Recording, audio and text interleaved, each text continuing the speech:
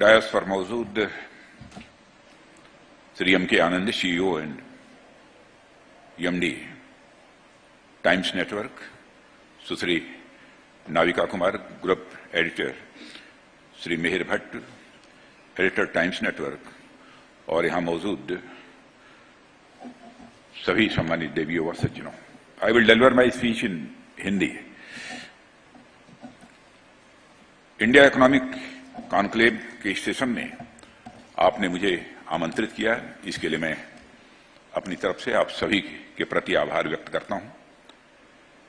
मैं जानता हूं कि India Economic conclave different sectors के लोगों के लिए एक महत्वपूर्ण मंच प्रदान करता है, जिसमें लोग आकर अपने व्यूज को शेयर करते हैं तथा इंडिया के इकोनॉमिक एस्पिरेशंस और एक्शंस पर चर्चा भी करते हैं।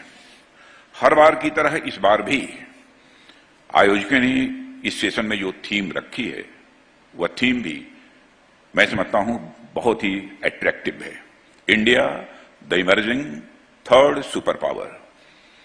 मैं अपनी बात सबसे पहले इस थीम से शुरू करना चाहूंगा जिसकी अभी मैंने आपसे बात की है।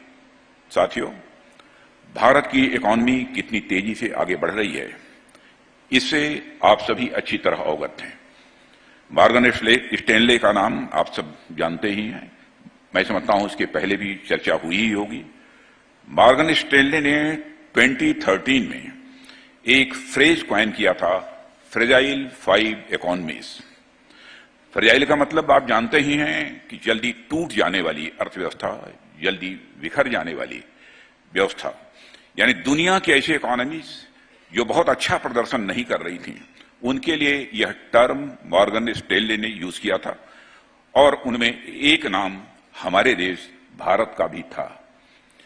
आज 10 साल बाद वही मॉर्गन स्टैनले अपनी रिपोर्ट में यह कहता है कि 2027 तक भारत दुनिया की तीसरी सबसे बड़ी इकोनॉमी होगी। इसलिए यह थीम तो अपने स्थान पर बिल्कुल सही है कि भारत एक इमर्जिंग इकोनॉमी के रूप में जल्दी ही जीडीपी के मामले में दुनिया में तीसरे स्थान पर पहुंचने वाला है। लेकिन मैं आप लोगों से अपने मन की बात कहूं कि मैं इस थीम के लिए गए वर्ड्स, न तो थर्ड पोजीशन को लेकर मैं बहुत उत्साहित हूं और न ही इमर्जिंग सुपर पावर को लेकर बहुत उत्साहित हूं। आज के इमीडिएट पर्सपेक्टिव में तो ये दोनों ही वर्ड्स भारत के लिए सही हो सकते हैं, लेकिन जब हम लॉन्ग टर्म पर्सपेक्टिव में देखें तो मैं समझता हूं कि भारत एक इमर्जिंग नहीं बल्कि एक रिसर्जेंट सुपर पावर है।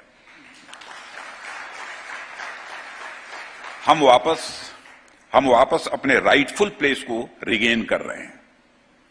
हम दुनिया के इकोनॉमिक नक्शे पर वापस अपना स्थान पाने की ओर तेजी से आगे बढ़ रहे हैं। साथियों, यह कोई बहुत ज्यादा पुरानी बात नहीं है। जब भारत दुनिया के नक्शे पर एक इकोनॉमिक सुपर पावर के रूप में जाना जाता था, रिकॉर्ड्स बताते हैं कि 17वीं सेंचुरी तक आते आते दुनिया की जीडीपी में 1/4 से अधिक हिस्सा भारत का हुआ करता था। यह देश इतना आत्मनिर्भर था, जहां प्रोडक्शन इतने बड़े पैमाने पर हुआ करता था कि हम अपनी बाहरी देशों की भी जरूरतों को पूरा किया करते थे।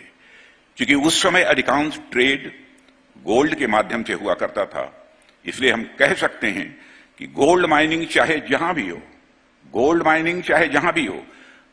गोल्ड कॉइन जारी जहां से हो, पर वह अंततः पहुंचता था तो भारत में ही पहुंचता था। दुनिया भर से लोग हमारे वैभव और संपदा से आकर्षित होकर भारत आते थे, परंतु कालांतर में जैसे जैसे समय गुजरता चला गया, देश के इस वैभव पर ग्रहण लग गया और कुछ ऐसी चीजें हुई जिसने हमारे इतिहास को बहुत बुरी तरह से प्रभावित किया है। इनमें से कुछ का जिक्र मैं करना चाहता हूं। जैसे कि पहली चीज यह थी मिलिट्री वीकनेस और दूसरी थी पॉलिटिकल स्लेवरी।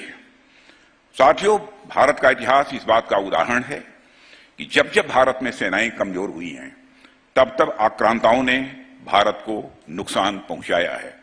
सेना किसी भी राष्ट्र के सिर्फ बॉर्डर्स की ही सुरक्षा नहीं करती, बल्कि वह उस देश की कल्चर, इकोनॉमी और एक प्रकार से देश की इंटायर सिविलाइजेशन की भी सुरक्षा करती है। इसलिए एक सरकार के रूप में हमने यह सुनिश्चित किया कि हमारी सेनाएं सशक्त हों, मजबूत हों, उनके पास अत्याधुनिक यानी मॉडर्न वेपन्स हों और उनमें यूथफुलनेस भी बनी रहे। हमने हर वो कदम उठाया है जिससे भारत की मिलिट्री स्ट्रेंथ बढ़े और हम वापस भारत को एक सुपर पावर बना पाए। साथियों, पॉलिटिकल स्लेवरी ने ड्रेन ऑफ वेल्थ के माध्यम से हमारी इकोनॉमी को कमजोर किया। मैं समझता हूं इस बात से आप अच्छी तरह सहमत होंगे। इसके साथ ही उसने हमारी आत्मनिर्भरता और कल्चरल प्राइड को भी बेहद नकारात्मक रूप से प्रभावित किया, जिसके बारे में भी आप अच्छी तरह जानते हैं और बहुत ज्यादा इस पर बात करने की मैं समझता हूं आवश्यकता नहीं है। लेकिन समय अब करवट ले रहा है। हम उस पॉलिटिकल स्लेवरी से अब बाहर आ चुके हैं। माननीय प्रधानमंत्री श्री नरेंद्र मोदी ने इस बार लाल किले के प्राचीर से देश को जो 5 प्रण दिए थे, उनमें से एक प्रण यह भी था कि हमें गुलामी की मानसिकता को निकाल फेंकना है और आज देश पूरी तरह गुलामी की मानसिकता को हटाकर एक मजबूत नेतृत्व के साथ वापस अपना स्थान पाने के लिए दृढ़ संकल्पित है।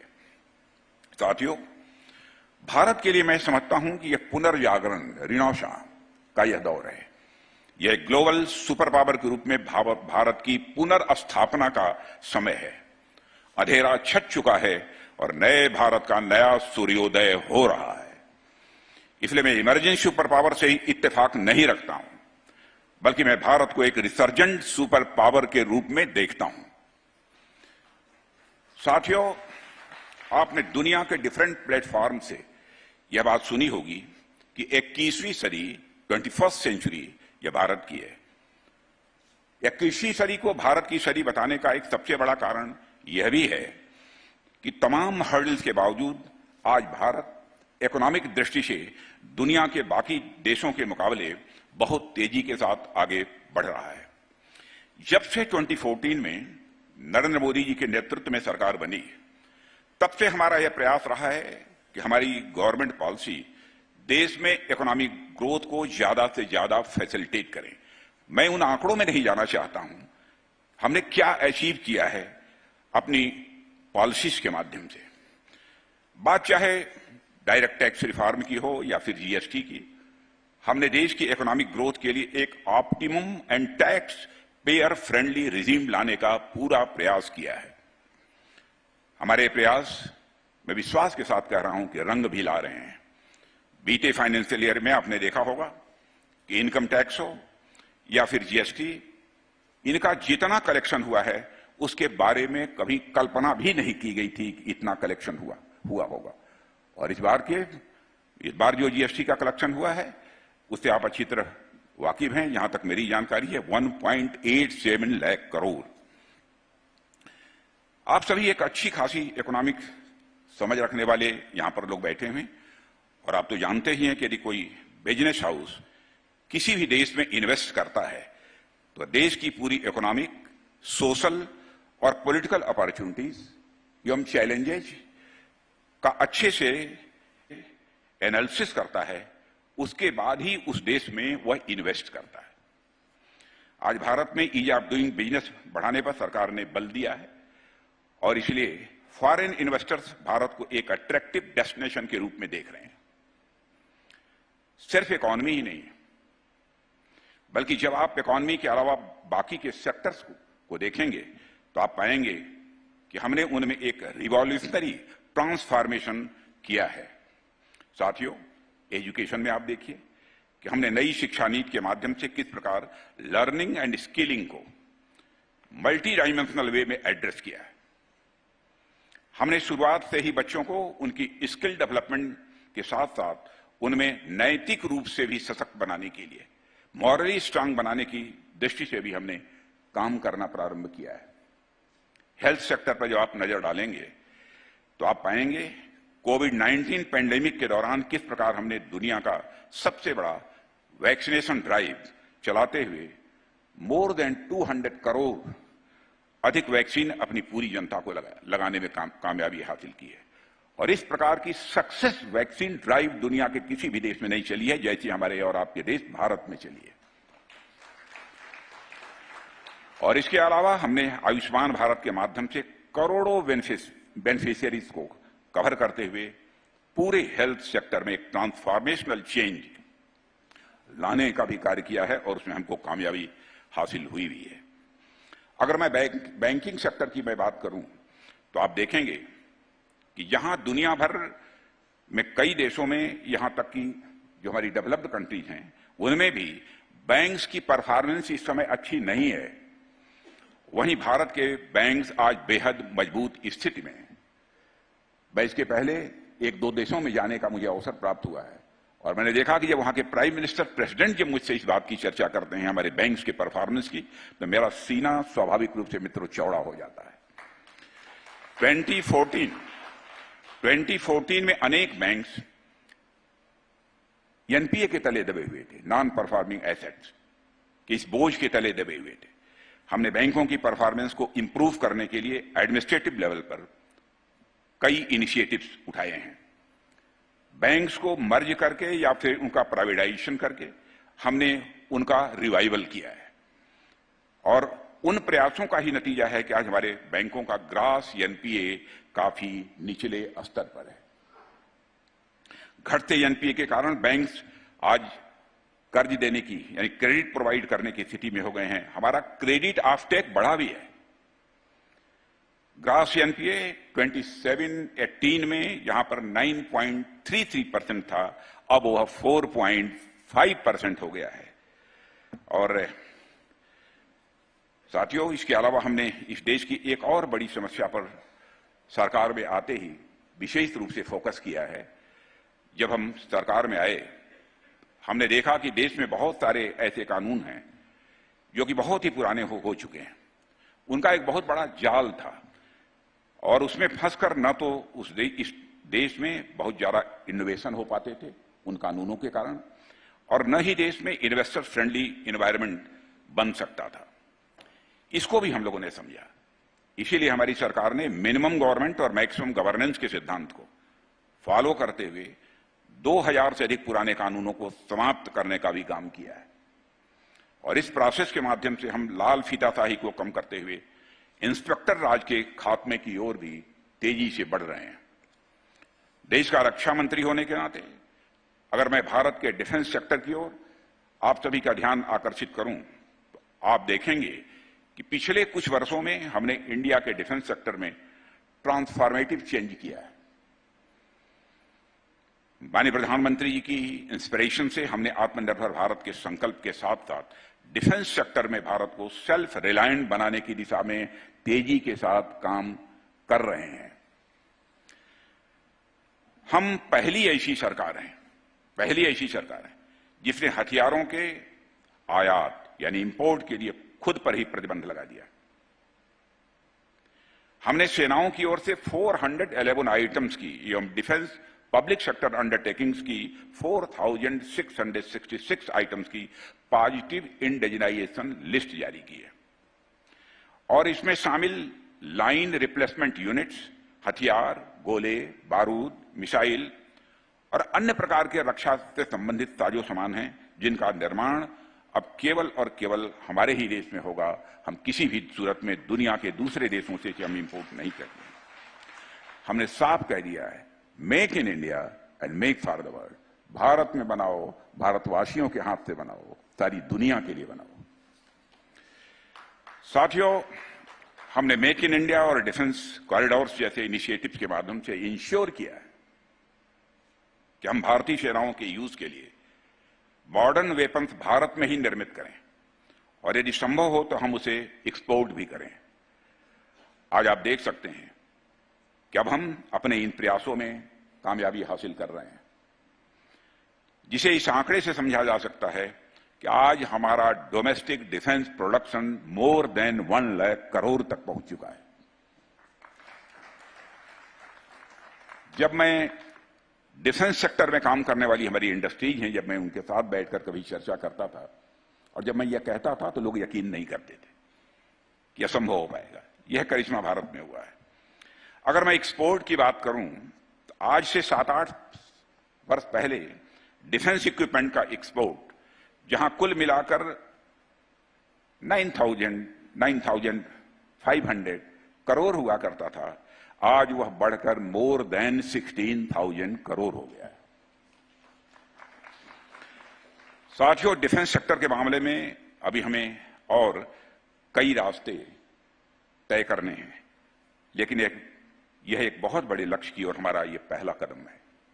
हमने डिफेंस मैन्युफैक्चरिंग में भी स्टार्टअप्स के माध्यम से न्यू आइडियाज को इनवाइट किया है। जैसा कि आप सभी जानते हैं कि भारत में यूनिकॉर्न्स की संख्या 100 से अधिक हो गई है, लेकिन इनमें भी एक अच्छी खासी संख्या उन स्टार्टअप्स की है जो सिर्फ और सिर्फ डिफेंस, रिसर्च एंड डेवलपमेंट और मैन्युफैक्चरिंग क्षेत्र में ही काम कर रहे हैं। साथियों, अगर मैं बात करूं इंफ्रास्ट्रक्चर डेवलपमेंट की, तो आप देखिए कि किस प्रकार हमने भारत की में सड़कों का जाल बिछाया है। हमारे नितिन जी आए होंगे, इस संबंध में आपको बताया होगा उन्होंने। लेकिन मैं बॉर्डर एरियाज की यहां पर मैं चर्चा करना चाहता हूं। लेकिन इसके पहले मैं बता दूं इंफ्रास्ट्रक्चर डेवलपमेंट की, जहां पहले बामुश्किल 10 किलोमीटर 12 किलोमीटर पर डे ये हाईवेज बना करती थी, आज 37 किलोमीटर पर डे हमारी हाईवेज बन रही है। ये अपने में करिश्मा नहीं है तो क्या है।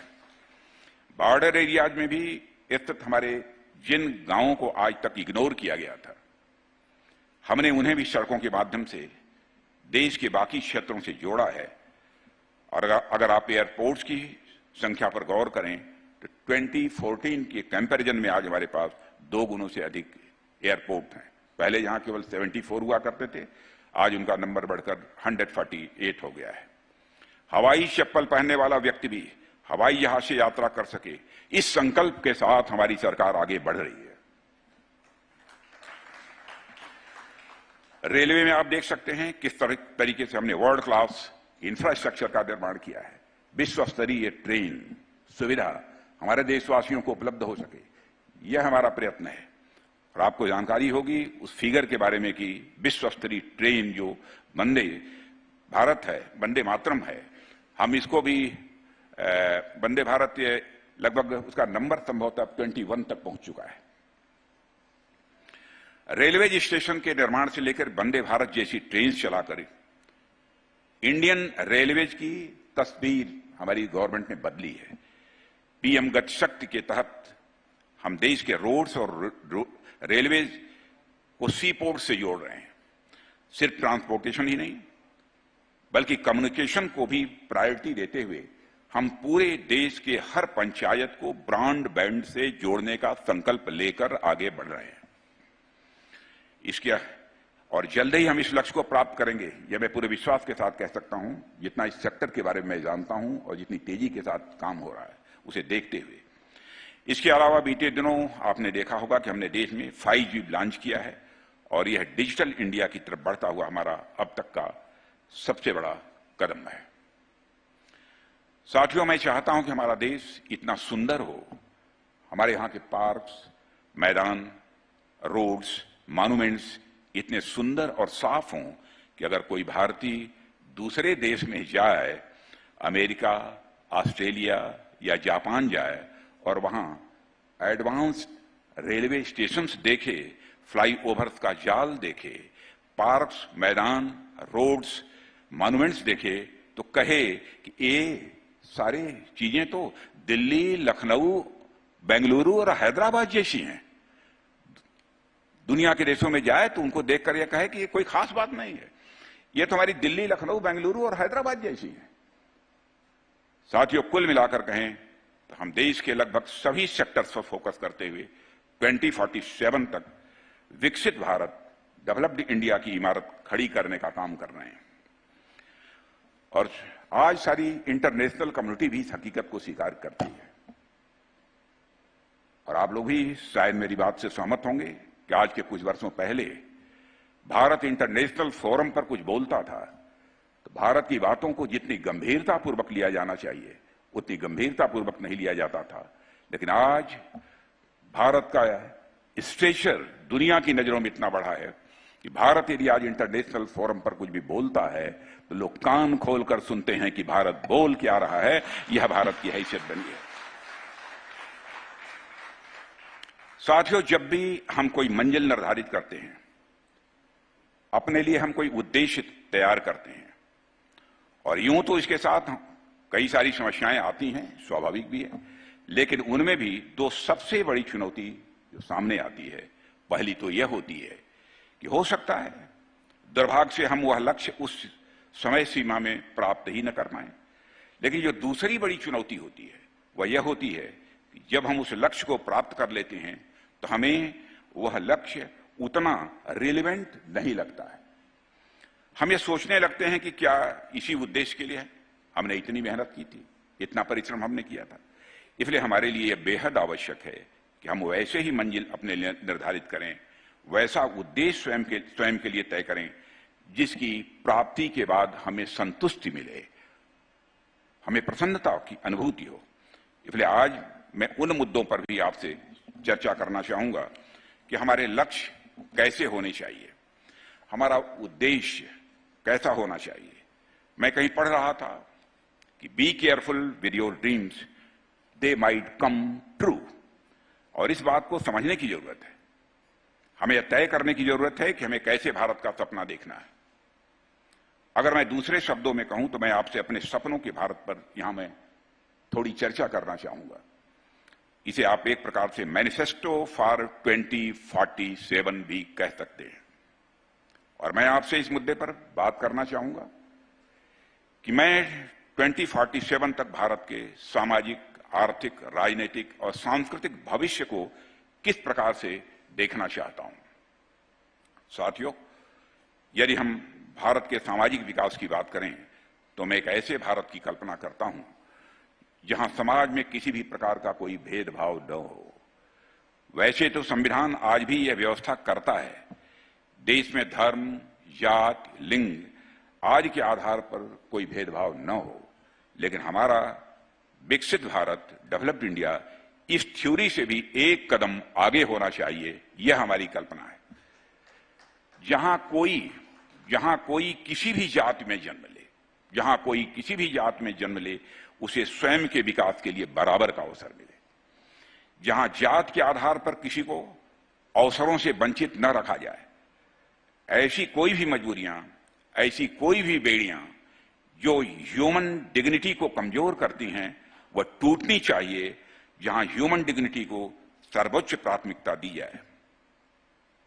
और यह हमारी टॉप प्रायोरिटीज में से एक प्रायोरिटी है। साथियों, मेरे मन में एक बात कई दिनों से है और हमारे सामने कई बार ऐसी खबरें भी आती हैं जिसे पढ़ या सुनकर हमारा हृदय भी द्रवित हो उठता है। स्वाभाविक रूप से आप सब भी संवेदनशील प्राणी हैं, इमोशनल प्राणी हैं, आपको भी तकलीफ होती होगी।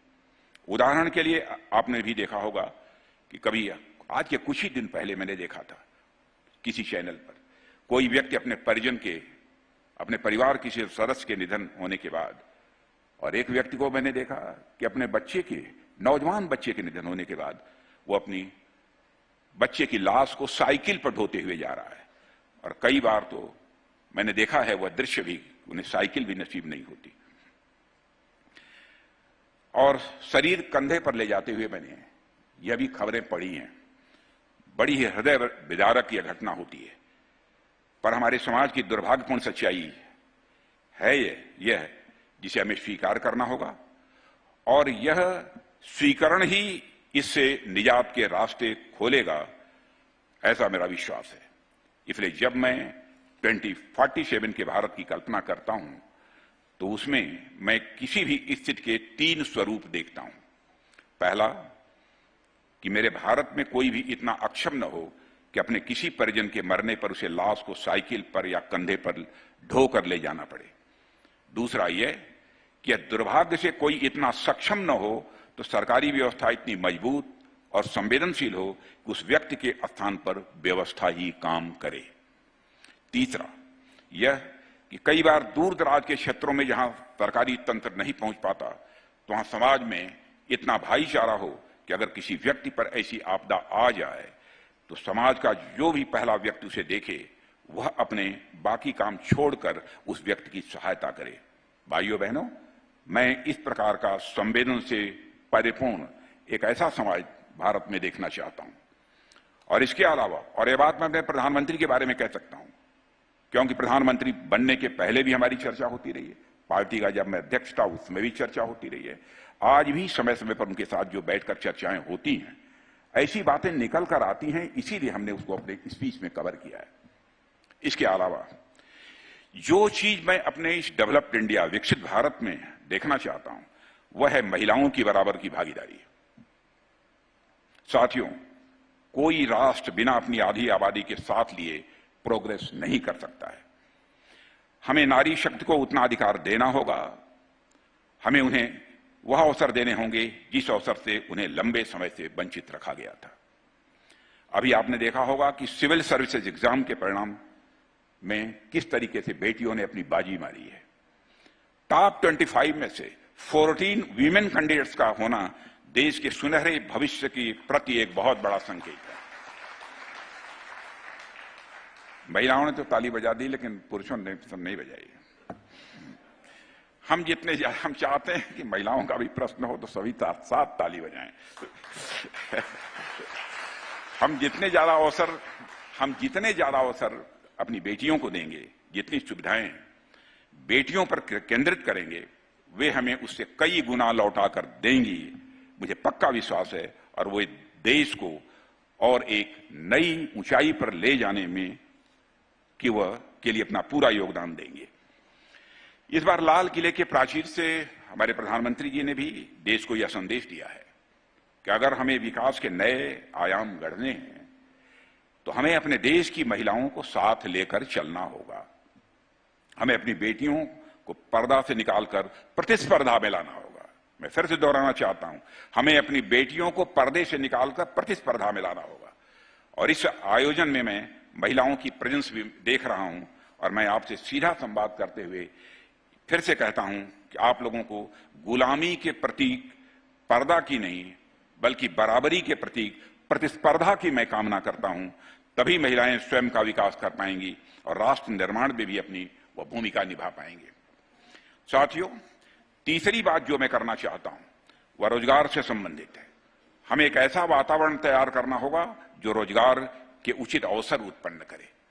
अभी हाल ही में आपने सुना होगा कि भारत दुनिया में सबसे ज्यादा जनसंख्या वाला देश बन गया है, और इस जनसंख्या से हमें लाभ तो होगा, लेकिन इसका एक दूसरा पहलू भी है कि हमें इस विशाल जनसंख्या को एक हाई क्वालिटी लाइफ देने के लिए अपने इकोनॉमिक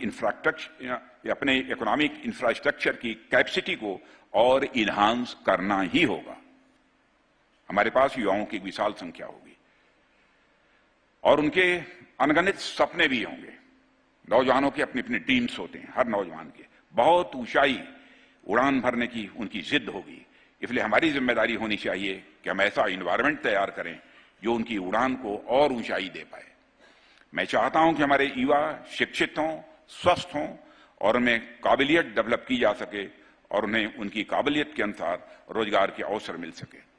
साथियों, हमें एक ऐसे इकोनॉमिक ग्रोथ चाहिए, हमें एक ऐसी इकोनॉमिक ग्रोथ चाहिए जिसमें हमारे पास एक इफिशिएंट मार्केट इकोनॉमी हो, जिसमें लोगों के पास इकोनॉमिक फ्रीडम हो, कोई भी व्यवसाय शुरू करने की भी फ्रीडम हो, कोई भी नौकरी करने की भी फ्रीडम हो, ताकि वे बड़े सपने देख सकें, इनोवेटिव आइडियाज भी वह सोच सकें। इसके अलावा हमें उन लोगों के बारे में भी सोचना होगा जो किसी बीमारी, बस फिजिकल या मेंटल इलनेस के कारण या किसी पारिवारिक कारणों से दुर्भाग्य से अपने स्वप्नों को वह पूरा न कर सकें। उनके स्टैंडर्ड ऑफ लाइफ को मेंटेन करने के लिए भी हमें अपनी तरफ से उचित प्रयास करने ही होंगे। मैं इसे दूसरे शब्दों में कहूं तो हमें एक वेलफेयर स्टेट का निर्माण करना ही होगा। एक ऐसा वेलफेयर स्टेट जो अपनी जनता के लिए high quality nutrition, housing, education एवं हेल्थ केयर की व्यवस्था कर सके और इस तरह की सोशल सेफ्टी नेट प्रोवाइड कराने के लिए पब्लिक और प्राइवेट दोनों ही सेक्टर्स को मिलकर काम करने की जरूरत होगी। साथियों, यदि मैं भारत के राजनीतिक भविष्य की यदि बात करूं तो मेरी इच्छा है कि जैसे जैसे हम भविष्य में आगे बढ़ते जाएं, वैसे वैसे हमारा लोकतंत्र सदैव मजबूत होता जाए, क्रिमिनलाइजेशन ऑफ पॉलिटिक्स खत्म होती जाए और हमारा देश क्रेडिबल पॉलिटिक्स के मार्ग पर आगे बढ़े। यहां पर यदि मैं क्रेडिबल पॉलिटिक्स की बात करता हूं तो पॉलिटिशियंस के वर्ड्स और डीड्स में भी अंतर नहीं होना चाहिए, उनके कृति और कथन में अंतर नहीं होना चाहिए। पॉलिटिशियंस को ऐसा व्यवहार करना चाहिए जो वह कहें वह करें। राजनीति को जनता की सेवा का एक माध्यम समझा जाना चाहिए। और साथियों, हमारे देश में कई सारे ऐसे राजनीतिक दल हैं, जाहिर सी बात है राजनीतिक दल लोकतंत्र की ये धुरी होती हैं। साथियों, बिना पॉलिटिकल पार्टीज के डेमोक्रेसी सर्वाइव ही नहीं कर सकती है। लेकिन हमारे देश के कई राजनीतिक दलों में यह देखने को मिलता है कि वह किसी विचारधारा, किसी आइडियोलॉजी पर अथवा किसी विचारधारा से इंस्पायर होकर वह राजनीति नहीं करते, बल्कि उनकी राजनीति किसी व्यक्ति व किसी परिवार या किसी जात के इर्द गिर्द घूमती रहती है। बहुत सारे पॉलिटिशियंस और बहुत सारी पॉलिटिकल पार्टीज को आपने देखा होगा। मैं समझता हूं कि एक विकसित भारत, डेवलप्ड इंडिया में ऐसी राजनीति का कोई स्थान नहीं रहना चाहिए। राजनीति परिवार, धर्म और जाति के आधार पर न होकर विचारधारा और मूल्यों के आधार पर, यानी आइडियोलॉजी और वैल्यूज के आधार पर पॉलिटिक्स होनी चाहिए। साथियों, आजकल आप देख सकते हैं कि किस तरीके से लोग लोकल बॉडी के चुनाव में भी अपनी दिलचस्पी दिखा रहे हैं। मैं ऐसे ही भारत का निर्माण चाहता हूं जहां हमारी लोकल बॉडीज भी पर्याप्त रूप से सशक्त हो, जहां राज्य सरकारें लोकल बॉडीज तक पावर का एप्रोप्रिएट ट्रांसफर करें। ठीक उसी प्रकार केंद्र सरकार राज्य सरकारों के बीच भी ऐसे रिश्ते हों, ऐसे संबंध हों जो कोऑपरेटिव फेडरलिज्म को वह बढ़ावा दें। सरकार और नागरिक के संबंध भी इतने अच्छे हों कि जहां सत्ता की तरफ से नागरिकों के अधिकारों का सम्मान हो, तो वहीं नागरिक भी समाज के प्रति अपने कर्तव्यों का अच्छी तरह निर्वहन करें। और साथियों, इसके अलावा जब हम सांस्कृतिक रूप से भारत के भविष्य की कल्पना करते हैं, मैं यहां सांस्कृतिक रूप से भारत के भविष्य की चर्चा करना चाहता हूं। सांस्कृतिक रूप से भारत के भविष्य की कल्पना करते हैं तो हमारे मन में एक ऐसा भारत आना चाहिए जहां के नागरिक अपनी संस्कृति और अपनी सभ्यता पर गर्व करें, जहां हमारे प्राचीन मूल्यों का सम्मान होना चाहिए, साथ ही नए विचारों का स्वागत भी होना चाहिए, जहां महिलाओं और बुजुर्गों का सम्मान हो। मैं भारत की संस्कृति को गंगा की तरह प्रवाहमान देखना चाहता हूं। आप देखिए कि गंगा में न जाने कितनी छोटी बड़ी नदियां मिलती हैं, डिफरेंट सोर्सेस से जल आकर गिरता है, लेकिन इसके बावजूद गंगा का एक यूनिक एग्जिस्टेंस बना हुआ है। मैं भारतीय संस्कृति को भी उसी रूप में देखना चाहता हूं, जहां हम दूसरी जगहों से भी अपने लिए अच्छे विचार लें, लेकिन अपनी संस्कृति को बनाए रखें। हमारे यहां कहा भी गया है, अनो भद्रा क्रतो यंतु विश्वतः, अर्थात सभी ओर से हमारे लिए जो समाज के लिए कल्याणकारी हों वह विचार आए। साथियों, सांस्कृतिक रूप से मैं एक ऐसे भारत का निर्माण चाहता हूं जहां हमारी शास्त्रीय और लोक कलाओं का वही सम्मान मिले, उनका वही स्थान हो जो स्थान विश्व की श्रेष्ठतम कलाओं को मिलता है। साथियों, यदि कोई माइकल जैक्सन के डांस स्टेप्स के बारे में जाने, यदि कोई भारत का रहने वाला नागरिक माइकल जैक्सन के डांस स्टेप्स के बारे में जाने, तो वह हमारे भारतनाट्यम और कथकली जैसे भारत शास्त्रीय नृत्यों को भी जानकारी रखे। सिम्फनी, ओपेरा और बीथोवन के म्यूजिक को जो स्थान मिलता है, वही स्थान हमारे शास्त्रीय संगीतों को भी मिले। हमारे कर्नाटक और हिंदुस्तानी संगीत की धुन पर पूरी दुनिया गुनगुनाए। हां, हमें यह भी ध्यान रखना होगा कि यह सब प्रयास सिर्फ सरकार के जिम्मे न हो। सरकार तो अपने स्तर पर प्रयास कर ही रही है, लेकिन मैं इसमें एक व्यापक जन सहभागिता, जन समर्थन भी मैं देखता हूं। साथियों, मैं चाहता हूं कि बीटीएस, एक साउथ कोरियन ये पॉप बैंड, इससे आप अच्छी तरह परिचित होंगे। मैं चाहता हूं कि बीटीएस के बारे में जानने वाला हमारा नौजवान तानसेन को भी उतना ही जाने। नेपोलियन के बारे में पढ़ने वाला हमारा नौजवान समुद्रगुप्त की विजय यात्रा के बारे में भी वह जाने। शेक्सपियर के हैमलेट के पढ़ने वाला हमारा नौजवान भरत मुनि के नाट्य शास्त्र के बारे में भी जाने, और कालिदास के अभिज्ञान शाकुंतलम को भी उतना ही जाने। यह हमारी सोच है, यह हमारी कल्पना है। साथियों, हम संस्कृति के स्तर पर दुनिया से विचारों का आदान प्रदान करते रहे। आप देख सकते हैं किस प्रकार से योग और आयुर्वेद को हमने एक वैश्विक पहचान दिलाने का प्रयास किया है और मैं कह सकता हूं कि इस दृष्टि से भारत को कामयाबी हासिल हुई है और उसमें इनिशिएटिव लिया है तो हमारे प्रधानमंत्री ने लिया है। हम लगातार भारत की सांस्कृतिक पहचान को एक नई ऊंचाई पर ले जाने का प्रयास कर रहे हैं और मैं भविष्य में भी वैसे ही भारत को देखना चाहता हूं जहां उसकी एक सांस्कृतिक संप्रभुता, कल्चरल सॉवरेनिटी यह स्थापित हो। अंत में मैं इस बात का यहां पर जिक्र करना चाहूंगा मेरे साथियों कि हमारा विकसित भारत यानी हमारी डेवलप्ड इंडिया शेष दुनिया के लिए कैसी होनी चाहिए। साथियों, हम जब से स्वतंत्र हुए तब से ही हम दुनिया भर में रेसिज्म, कॉलोनियलिज्म, साम्राज्यवाद और युद्ध की विभीषिका जैसी ग्लोबल इविल्स के खिलाफ बराबर आवाज उठाते रहे। लेकिन कुछ ऐसी यूनिवर्सल वैल्यूज हैं जो किसी एक देश के लिए नहीं बल्कि पूरी मानवता के लिए हुआ करती है। इसलिए एक विकसित भारत के रूप में हमारी जिम्मेदारी इससे कहीं अधिक बढ़कर होगी। स्पाइडरमैन मूवी का एक डायलॉग आपने सुना होगा, with great power comes great responsibility. इसलिए जब हम एक सुपर पावर के रूप में दुनिया के सामने आएंगे तो हमें यह इंश्योर करना होगा, फिर से अपनी बात को दोहराना चाहता हूं, जब हम एक सुपर पावर के रूप में दुनिया के सामने हम आएंगे तो हमें यह इंश्योर करना होगा कि डेमोक्रेसी, धार्मिक स्वतंत्रता, मानव की गरिमा और वैश्विक शांति जैसे जो यूनिवर्सल वैल्यूज हैं वो पूरी दुनिया में कायम हो सकें, केवल भारत में ही न रहें बल्कि पूरी दुनिया में कायम हो सकें। क्योंकि भारत तो एक ऐसा देश है जिसने कि वसुधैव कुटुंबकम का संदेश देने वाला है। भारत की सीमा में ही रहने वाले लोगों को अपने परिवार का सदस्य हमने नहीं माना है, बल्कि पूरे विश्व की धरा पर रहने वाले लोगों को अपने परिवार का सदस्य मानते हुए वसुधैव कुटुंबकम का संदेश देने वाला दुनिया में कोई एक देश है, उस देश का नाम है भारत। आज हमें यह भी ध्यान रखना होगा कि हम अपने विचार किसी पर थोपें न। हम यह नहीं चाहते कि हम विचार किसी के ऊपर इंपोज करें, थोपने की कोशिश करें। आप रोमन साम्राज्य के दौर से लेकर आज तक देखें तो आमतौर पर जो डोमिनेंट पावर होती हैं वह राजनीतिक या आर्थिक रूप से सबको अपने ढांचे में ढालने की कोशिश करती हैं या कम से कम उस दिशा में प्रयास तो करती ही हैं। लेकिन हमारी कल्चर, हमारी संस्कृति इससे अलग है। हम यह नहीं मानते कि हर सभ्यता के विकास का हम यह मानते हैं कि हर सभ्यता के विकास का एक अपना तरीका होता है। हम दूसरों पर अपने विचार कभी थोपते नहीं हैं। हमें इस भाव को सुपर पावर बनने के बाद भी हमको बनाए रखना होगा। हम सुपर पावर होकर भी एक नई रवायत शुरू करेंगे कि हम किसी को इंफीरियर और सुपीरियर दृष्टिकोण से नहीं देखेंगे। हम चाहे यूरोप के किसी डेवलप्ड कंट्री के साथ हों या फिर अफ्रीका के किसी अंडर डेवलप्ड कंट्री के साथ हों, हम दोनों से ही परस्पर सम्मान और हम बराबरी का भाव रखेंगे।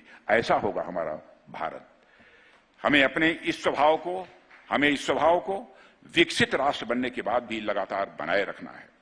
और साथियों, अब तक हम देखते आए हैं कि आज तक ह्यूमैनिटी का इवोल्यूशन इस तरीके से हुआ है कि कोई अद्भुत क्षमता या विचारों वाला व्यक्ति आता है और मानवता को एक ड्रीम, एक स्वप्न दिखाता है, और जब मानवता उसके सपनों को समझ लेती है और उनके बताए रास्ते पर चलती है तो सभ्यताओं का निर्माण होता है, सिविलाइजेशंस बनती हैं। लेकिन ये दूसरे दौर की बातें थी कि कोई एक व्यक्ति सपने देखता था और पूरी सिविलाइजेशन उस आदमी के सपनों को फॉलो करती थी। तब मानवता ने लोकतांत्रिक मूल्यों को उस तरीके से स्वीकार नहीं किया था जिस तरीके से आज किया है। आज दौर बदल रहा है, आज दौर बदल गया है। वो कहते हैं ना कि वो साल दूसरा था और ये साल दूसरा है। आज का समय लोकतंत्र का है। मैं यह नहीं चाहता कि मैं सपने देखूं और आप उस पर काम करें या आप सपने देखें और कोई तीसरा आकर उस पर काम करे। यह देश जितना मेरा है उतना आपका भी है। इसलिए मैं तो चाहता हूं कि आइए साथ मिलकर एक नए भारत के लिए हम सामूहिक स्वप्न देखें और जब उन सपनों पर आम राय हो जाए तो मिलकर उनको पूरा करने की तरफ हम मिलजुल कर आगे बढ़े। इसलिए मैं ये नहीं कहूंगा कि आई हैव ए ड्रीम, इसलिए मैं ये नहीं कहूंगा कि कि आई हैव ए ड्रीम, बल्कि मैं ये कहूंगा let us have a dream.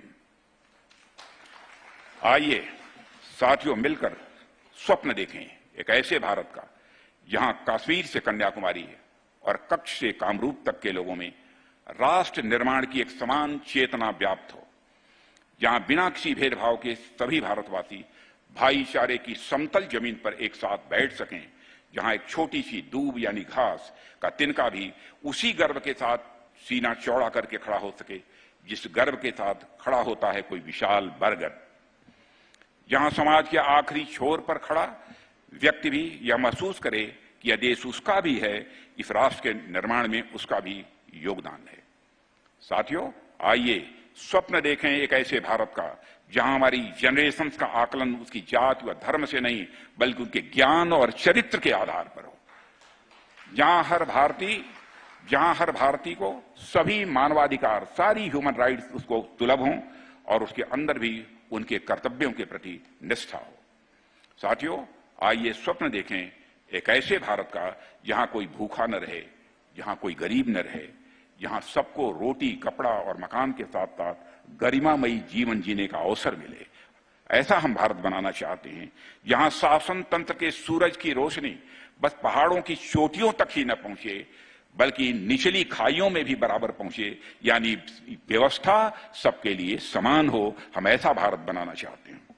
आइए हम सब स्वप्न देखें एक ऐसे भारत का जो इतना शक्तिशाली हो वह स्वयं की रक्षा तो करे ही, साथ ही वह अपने अहंकार पर भी विजय प्राप्त करे। मैं ध्यान आकर्षित करना चाहता हूं, हम स्वप्न देखें ऐसे भारत का जो इतना शक्तिशाली हो कि वह स्वयं की रक्षा तो करे ही, साथ ही अपने अहंकार पर भी विजय पाते हुए दुनिया में कहीं भी हो रहे किसी अन्याय के खिलाफ पूरी ताकत के साथ खड़ा हो सके। हम ऐसे भारत का निर्माण करना चाहते हैं। आइए हम स्वप्न देखें एक ऐसे भारत का जहां धर्म में राजनीति नहीं लेकिन राजनीति में धर्म हो। फिर से मैं दोहराना चाहता हूं, आइए स्वप्न देखें हम ऐसे भारत का जहां धर्म में राजनीति नहीं बल्कि राजनीति में धर्म हो और जनता की सेवा को हर राजनेता अपना धर्म समझे, हर भारतवासी को अपने देश पर, अपनी संस्कृति पर गर्व हो। हमें अमृतकाल की समाप्ति तक एक ऐसे ही भारत का निर्माण करना होगा साथियों, जिससे हमारी आने वाली पीढ़ियां फल फूल सकें। और मेरा विश्वास है कि हमारा आने वाला भारत कुछ ऐसा ही होगा और इसी विश्वास के साथ हम लोग अपने कदम भी आगे बढ़ा रहे हैं। और इसके साथ ही आगे कुछ न कहते हुए मैं अपनी बात यहीं पर समाप्त करना चाहूंगा और इस कार्यक्रम की सफलता की कामना करते हुए एक बार फिर आयोजकों को अपनी तरफ से आभार व्यक्त करना चाहता हूं कि उन्होंने इस कार्यक्रम में मुझे शिरकत करने की इजाजत दी। इन्हीं शब्दों के साथ आप सबको बहुत बहुत धन्यवाद।